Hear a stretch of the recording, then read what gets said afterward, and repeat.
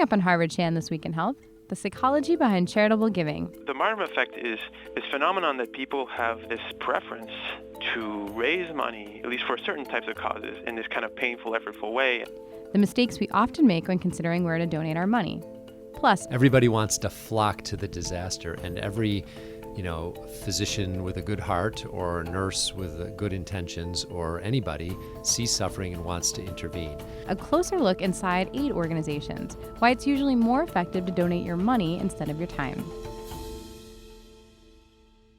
Hello and welcome to Harvard Chan This Week in Health. I'm Amy Montemuro. And I'm Noah Levitt. As we record this episode, we're right in the middle of the holiday season, and this is obviously a major time for charitable giving. So we wanted to delve into that topic with a public health focus, and we're going to come at this from two angles. First, the mistakes we make when giving to charity. What do we consider when we donate, and what should we be considering? And then we'll look at things from the perspective of non-governmental organizations and aid agencies that are often recipients of philanthropy. We'll examine how they operate, how they use money, and how we can decide where to donate. So let's begin with the psychology behind our philanthropic decisions. My name is Christopher Olivola, and I am an assistant professor of marketing at the Tepper School of Business of Carnegie Mellon University. Olivola has conducted research into our giving habits, and what he's found is that we're often thinking about charity the wrong way. In a recent Wall Street Journal article, Olivola, along with Shlomo Ben-Zardi, a professor at UCLA, outlined 3 common mistakes when giving to charity. Number 1, the martyrdom effect. The martyrdom effect is this phenomenon that people have this preference to raise money, at least for certain types of causes, in this kind of painful, effortful way. Olivola was inspired to study this after the success of the Ice Bucket Challenge. That was the viral fundraising campaign where people dumped ice-cold water on themselves and then challenged their friends to do the same, all to raise money for ALS. And that's not the only example. Plenty of people run marathons or bike long distances, even walk across hot coals, all to raise money for charity. And Olivola has found himself asking why we're drawn to these kinds of fundraising events. And more importantly, is this the most effective way of raising money? Do we really need to suffer for our charity? One version of rationality, you'd think, look, if you want to get people to do something, you should make it as easy and painless as possible, maybe even pleasurable, right? People often don't have massage-a-thons or dessert-a-thons to raise money for disease. And even as I say, it makes you laugh, and it makes me laugh too. But if we stop and think about it, there's no reason why it's funny as long as we're raising money for the cause and the people who need the money are getting it. That's what's important, right? Rationally, if I make something harder and more painful, people should be less willing to do it. If anything, they should donate less to kind of offset the pain. You know what I mean? Like, you have to pay me to run a marathon rather than I'm paying to do it. But of course, that's not what happens, right? Olivola says we often fail to consider the opportunity cost of, say, running a marathon for charity.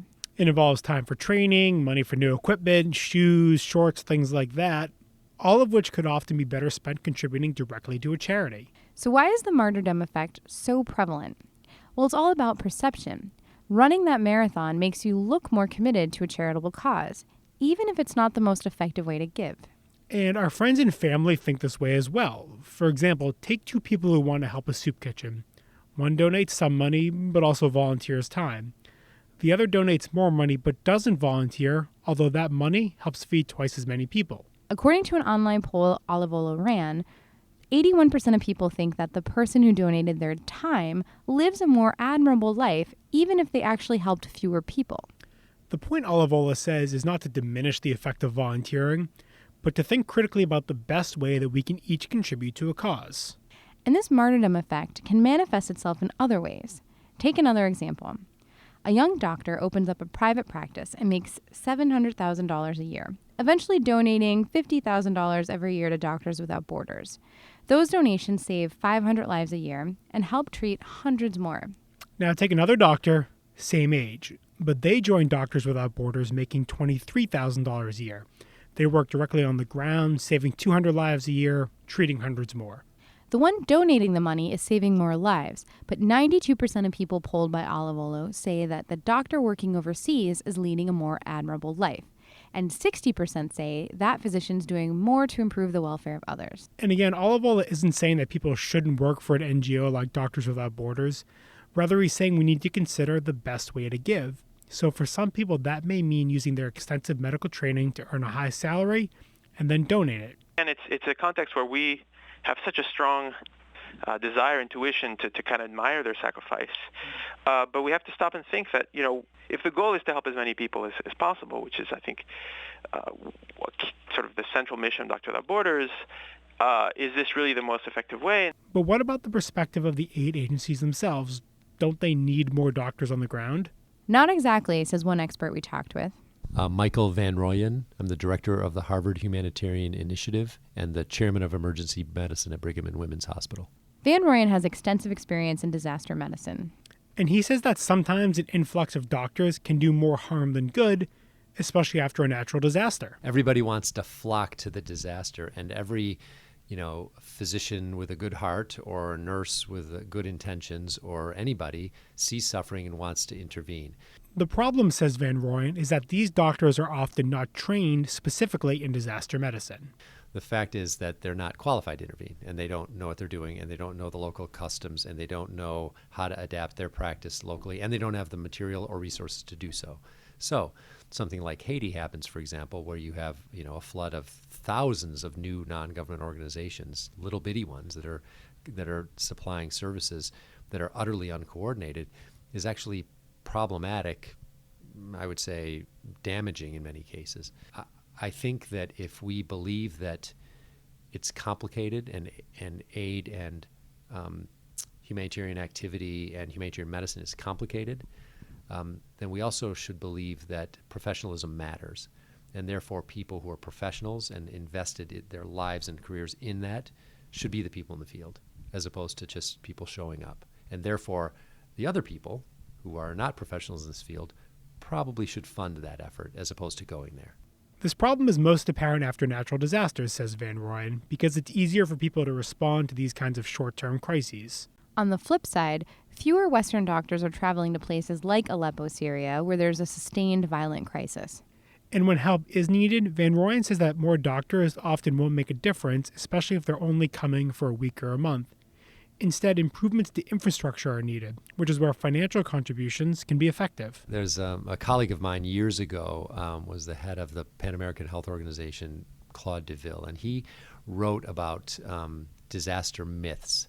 And those disaster myths he's written about for 25 years or more, and they still hold. And one of those disaster myths that we hold is just send in the doctors, right? Send them in, let them go, and they'll sort of solve the problem. The fact is, it's rarely the problem, right? Most of the time, actually, the on-ground medical assets are actually sufficient. They just don't have the right material.